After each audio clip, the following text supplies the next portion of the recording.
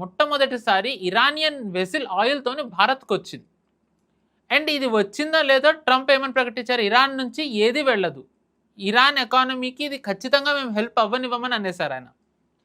So మనకంటే already సౌదీకి problem ఉంది మనకి ఎనర్జీ ఇచ్చేది, అట్ ది సేమ్ టైం ఖతార్కి ప్రాబ్లం ఉంది, యుఏఈకి దెబ్బ తగిలింది.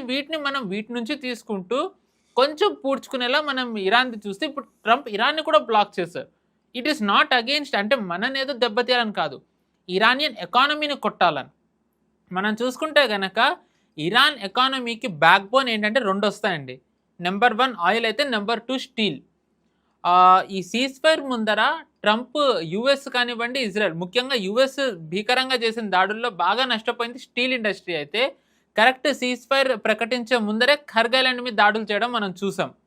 So it is very evident Iranian ఎకానమీని కూడా దెబ్బ కొట్టాలి అనే ఒక ప్రాసెస్లో యుఎస్ ఉన్నట్టు మనకు అర్థమవుతోంది.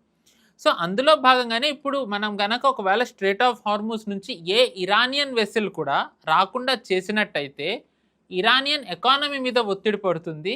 దాని ద్వారా ఏవైతే పీస్ టాక్స్ చేయాలనుకుంటున్నారో పీస్ టాక్స్ చేయొచ్చనని అనుకుని ఉండొచ్చు, లేదు అంటే 2 sides కూడా దే ఆర్ బయింగ్ టైం.